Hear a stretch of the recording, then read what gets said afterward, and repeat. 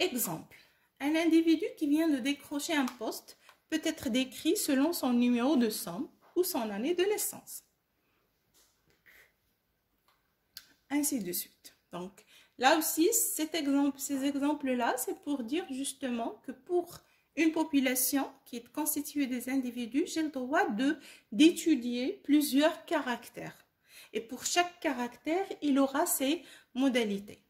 Et là, j'aimerais bien insister sur le fait que les modalités d'un caractère, ils doivent vérifier deux caractéristiques essentielles. La première, c'est que pour chaque individu, il a une seule modalité de caractère. Je ne peux pas attribuer plusieurs. D'accord? Et que la liste des modalités, elle est finie. Par exemple, si je prends toujours la même population avec les mêmes individus, le même effectif, nombre total, grand N, et je vais choisir le caractère, c'est plutôt la couleur préférée. D'accord? Donc, les modalités, ils deviennent, les modalités qui sont les valeurs prises par le caractère, ils deviennent les couleurs préférées possibles.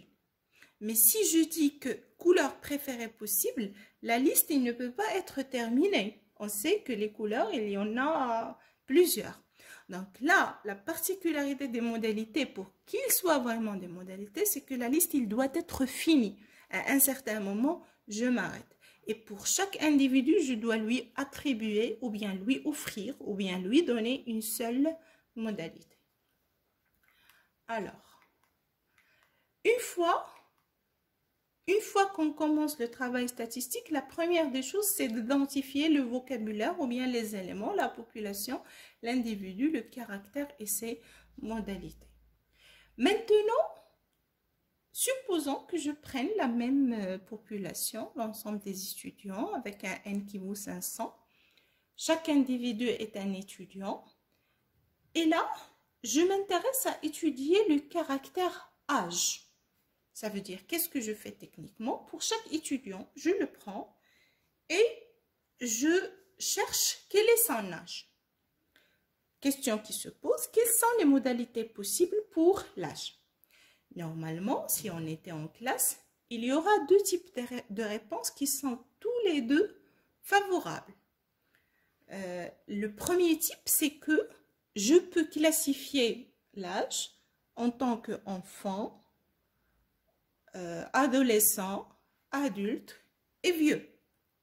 Et là, le caractère âge, il aura comme modalité ses qualités.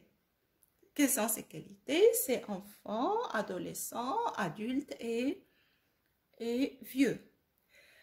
Par contre, il y aura une autre catégorie qui va dire non, ce qu'on va faire, puisqu'il y a des personnes qui auront par exemple quand âge 21 ans, et d'autres 21 ans et un jour, et d'autres 21 ans et 6 mois.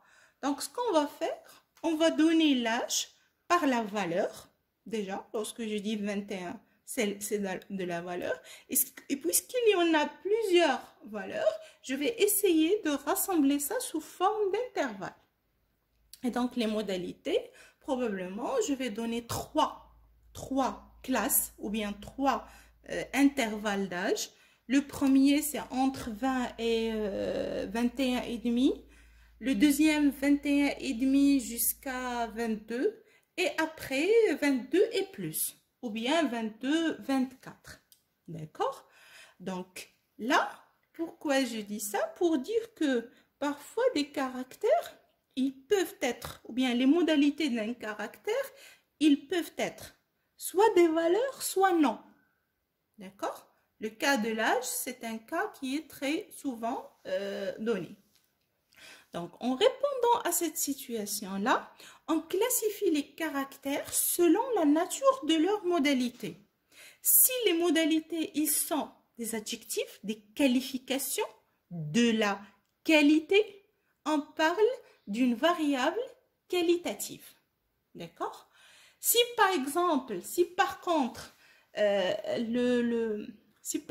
les modalités de caractère sont données plutôt par des valeurs, Là, on parle d'un caractère plutôt quantitatif puisqu'il y aura la quantité. D'accord? Donc, lorsque je veux déterminer la nature de la variable ou bien du caractère, je me pose la question suivante. Est-ce que les modalités sont des qualités? Si la réponse est oui, donc on est avec un caractère qualitatif. Si la réponse est non, je trouve plutôt des valeurs. On parle d'une variable quantitative plutôt. Maintenant, revenons. Supposons qu'on est avec une variable qualitative. D'accord? Qu'est-ce que ça veut dire une variable qualitative ou bien un caractère qualitatif? C'est tout simplement une variable pour laquelle les modalités se présentent sous forme de catégorie ou bien de qualité. Alors, dans ce cas-là, je me pose la question encore. Est-ce que ces qualités-là, je peux les classifier? Si la réponse est oui, c'est qu'on est avec un qualitatif ordinal. Dans le terme ordinal, on trouve le mot ordre. Ça veut dire je peux établir un ordre entre les modalités. Si la réponse est non, je nomme ça un qualitatif nominal. Dans nominal, c'est non, ça veut dire je peux tout simplement donner juste un nom à la qualité. Un exemple concret de ça, si je prends la même population, toujours les mêmes individus et le même N, et qu'est-ce que je fais par contre? Je vais choisir le premier caractère, c'est la note, ou bien c'est la mention de VAC, d'accord? Les modalités possibles, c'est passable, assez bien, bien, excellent. Je me pose la question, est-ce que je peux établir un ordre entre ces modalités? La réponse est oui, donc c'est un qualitatif ordinal. Maintenant, la même population et je change le caractère, je prends le caractère, c'est la nature de bac ou bien la série de bac. Les modalités possibles, je vais prendre 4, par exemple, SV, ou bien sciences physiques, ou bien sciences mathématiques, ou bien sciences économiques. Je me pose la question, est-ce qu'il y a un ordre entre ces modalités? La réponse est non, et donc, c'est un caractère plutôt qualitatif, oui, mais nominal. Cette même distinction, je peux la faire aussi pour des variables qui sont quantitatives. Mais un caractère ou bien une variable quantitative, c'est tout simplement un caractère pour lequel les modalités se présentent sous forme de valeur ou bien de quantité. Maintenant, je me pose la question suivante. Est-ce que ces modalités-là, ce sont des intervalles? Si la réponse est oui, je parle d'un caractère quantitatif continu. Il est continu puisqu'il y a des intervalles. Mais si la réponse est non, ça veut dire que ce sont des valeurs qui sont discrètes. Ils peuvent même avoir des virgules. Là, je parle d'une variable quantitative discrète. D'accord? Donc là, la question primordiale pour faire la distinction entre le discret et le continu, c'est que est-ce que j'ai des intervalles ou pas?